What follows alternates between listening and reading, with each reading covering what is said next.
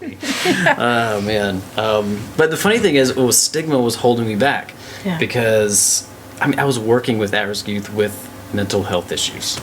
I was directly involved with bipolar disorder, people, like, coming to terms with it, learning about their brains, and, I don't think I have any, like, serious trauma from my youth.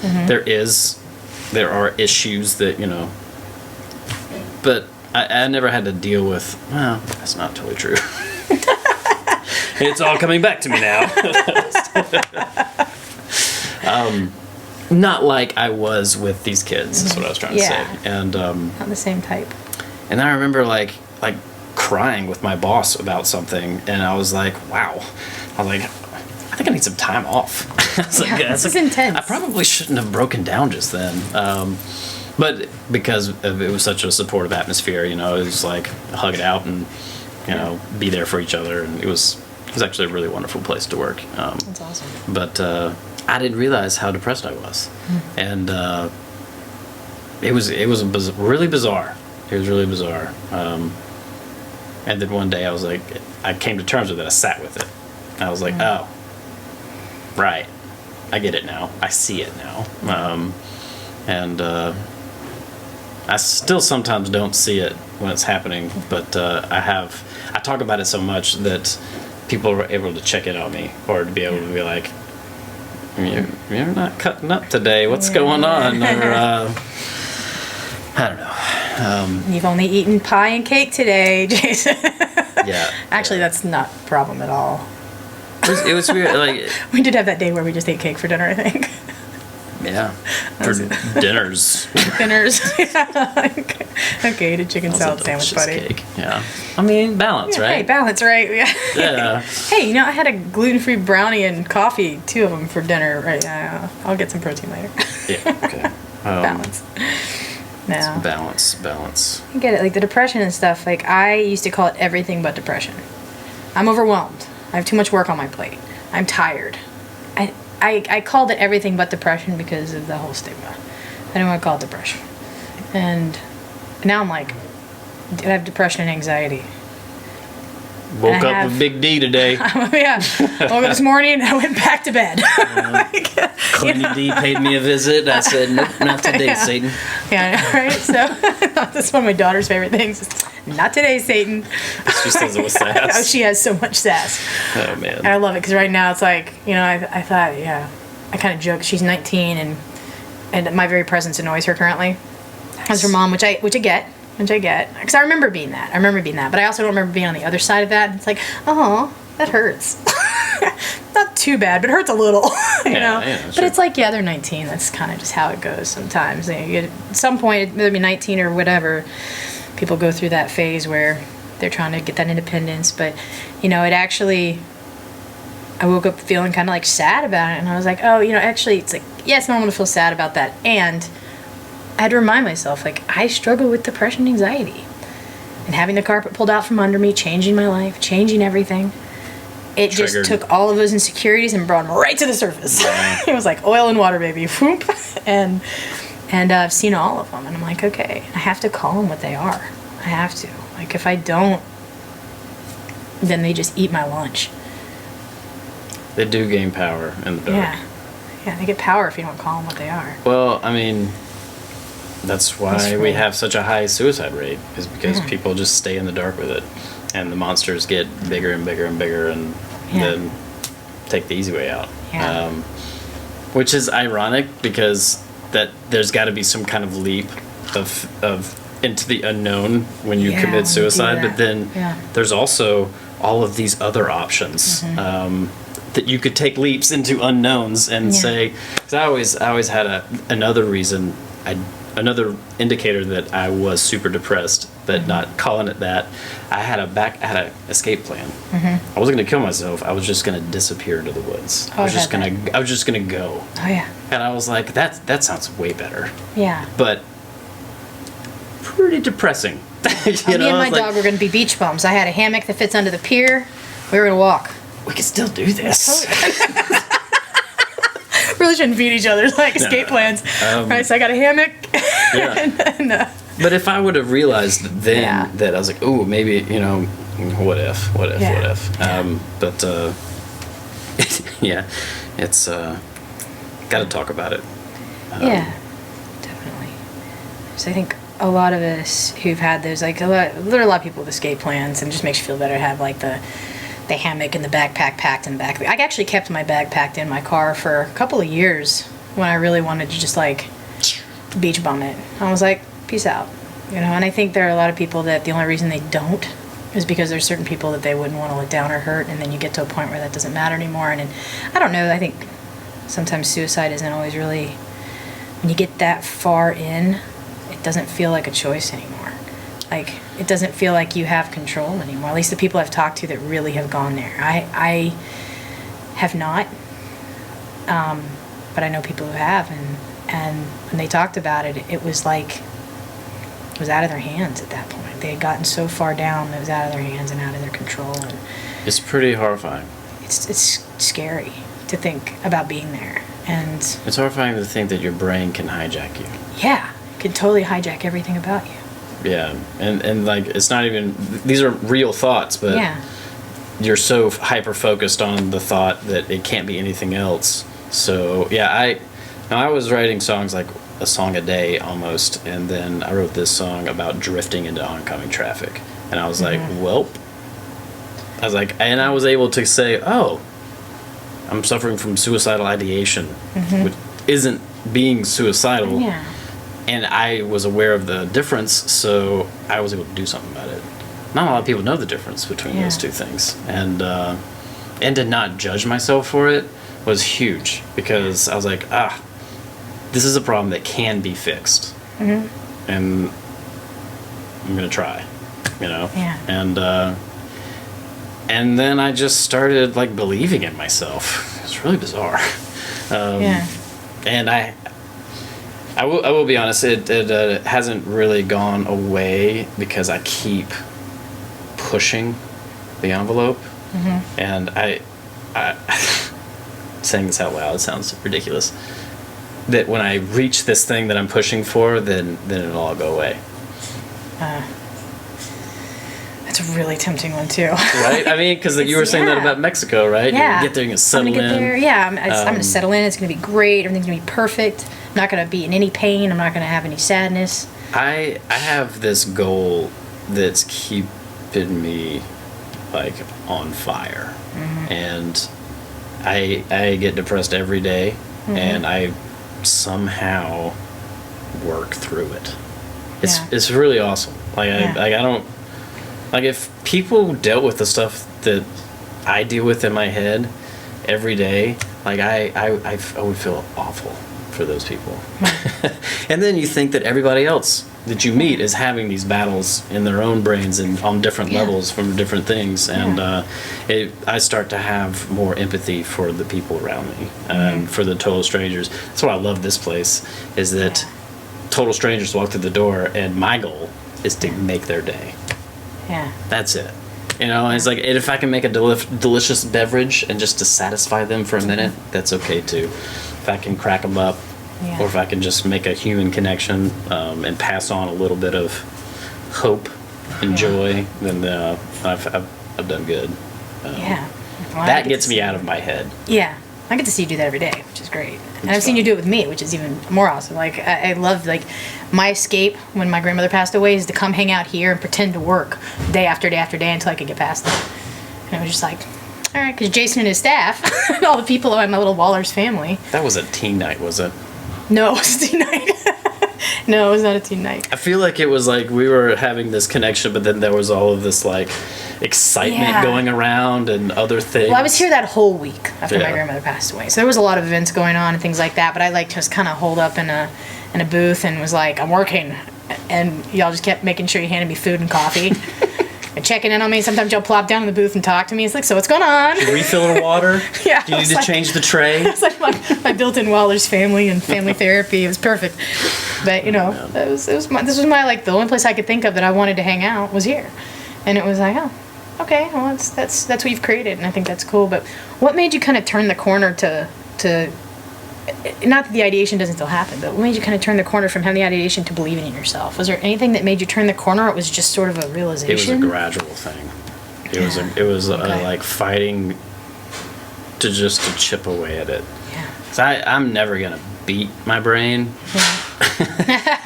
We're just trying to learn to coexist. Just trying to keep it from hijacking things. Yeah. And I know that if I eat better and I exercise more and I meditate more, that my life experience will be more. Don't shit all over yourself. Yeah, seasons. There are things, right? Seasons, exactly. I'm gonna be huge this season. I'm gonna be skin and bones this season. This is my fluffy season. Fluffy season. I'm in my fluffy season right now. I've been eating my feelings since I got home from Mexico, because all the things that make me comfortable, like that make my comfort foods, are all here. I don't When have you them eat there. your feelings, what do you do when you poop them out? I let them go, baby. Just let them go. This is a healthy process. It is. This It a is. healthy process. It's the let people them who go. eat their feelings and then leave them in there. That's no good. That's a bad day. Yeah, It's a bad day. that's a bad. No. I go through those phases where I'm like, I'm gonna eat my feelings today, but it's okay. I have a sugar addiction. Oh my gosh, that one gets me. It fixes all my problems. Oh, And then I get a headache and go to sleep. there you go. And we're up, and we're back down again. Yeah, no, sugar gets me. But I'm excited about this place for you. I know it's gonna, I think. I Well, know you're we go still, through the up and downs. yeah, I'm excited for you to go down and keep working with these farmers and people with the Jesuits, right?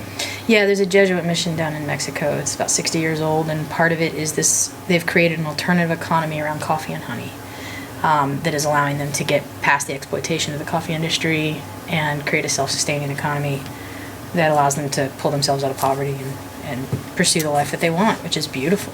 This is the next step for Yeah. coffee as well. Yeah. Being Yeah. able to get the coffie direct from the farmer instead of having it go to a warehouse and sit Yeah. for half a year or a year and Yeah. then get. And I don't know too much about that process, but I do know enough just about our economy and how things get down the line. And Yeah. I feel a lot of responsibility in Yeah. one cup of coffee. Yeah. Because I know that they were selected. These coffees are like a certain grade or whatever, and that's why it's specialty coffee. And every bean that I drop on the ground or something, I'm like, dang it. Yeah. Because I know somebody spent all day hand picking them, because you Yeah. can't just take the whole plant. Nope. It's all the beans don't They don't just ripen. Yeah, they don't. There you Yeah, go. they're not all ripening at the same speed, and I didn't know anything about this till I got down there. But like the conditions where they're in the jungles of northern. So it's southern Mexico, the state of Chiapas, and it's sort of the northern highlands. So it's sort of a jungle highland area. It's shade grown coffee. And there's vipers out there. There's vipers out, and snakes, and it's dangerous. It's not even. It's up the side of a mountain, and they're out there hand picking these things. And you take the berries, and you have to, put them through a little hand cranking machine that takes the beans out. Then you have to dry and ferment. I mean, it's just there's this whole process. And because of the way the industry is, it exploits the indigenous people and the people that are in these regions that don't really have any control. And they pay them very little, and it goes through multiple intermediaries. The coffee, the coffee prices are set in New York City, which has no connection whatsoever to these indigenous farmers in the middle of, the jungles of or the highlands of Chiapas. And so it's like this really interesting disconnect. And when I learned it, I went, actually, but they've figured out a way to honor their work and to retain their values and their way of life. And I think it's incredible. And so for me to get to be there and work with them for me, it's a chance of a lifetime. And you're like working with solidifying relationships or making new relationships. Yeah, my job now, after going down there and being in the community and learning about it, we decided on a project and a way that I could help, which was developing, basically, it's international development, really. It's taking their story and telling it to other people around the world, because if you taking their story and sharing it, people want to get involved. It helps develop relationships for the organization so they continue with these projects and it can grow and they can involve more farmers. Because right now it's capped out for what they can do, because they've guaranteed a certain price for these farmers. They've guaranteed a certain amount of buy from these farmers. So in order to bring more in, they have to sell more coffee, and so they have to move the product. So telling the story helps them, but it also helps us change an industry. I mean, coffee is the top 3, in the top 3 commodities in the world. It's the it's one of the highest the oil rated. and drugs. Yes, oil and Drugs, and coffee are the top 3 in the world. Coffee and drugs, the same thing. Except coffee's mostly legal around the world. Mostly. But so we don't really count the illegal drug trade. But yeah, with that being the case, to be able to humanize that industry and make it about people can radically change how we operate in our world. And I think what we're doing here, what you do here at Waller's, I mean, it's all the same thing. It's about connecting to human beings. It's about, it's just about that connection, about that relationship. And we can do that with our friends in other parts of the world. And to take something that's dehumanizing and exploitative and make it human and about the people and about the story is really cool. Because now when I drink my cup of coffee in the morning, I know where it came from. I know Sebastian, the farmer who I helped pick, he taught me how to pick coffee beans. I mean, it's just, it's a different connection. I know when I drink my coffee, I think about Sebastian and his family, and it's just a different way of being. And I think that's what we all look for. My company is able to send people on origin trips, that'd be so much fun. Oh yeah, I got you. I'll meet all of them there, and it'll be awesome. Well, thank you. Yeah. Thank you. What would you say to someone stumbling upon one of these videos?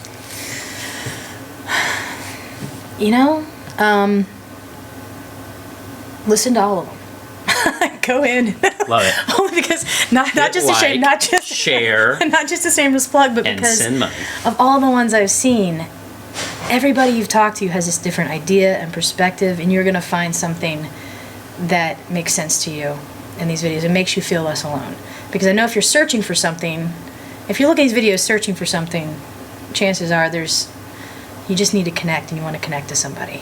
Somebody in these videos. Video. Yeah. Well, but watch through, go through, skim through, but know that you're not alone. If you're dealing with stuff, you're not alone. You can always come here. Jason will talk to you. You'll find I'll talk to you. Somebody will be, and don't be afraid to say stuff out loud. And if the people that, if there are people that are not receptive to what you say, then find new people. This is not your problem, it's theirs. And it's not me, it's you. It's not you, it's me.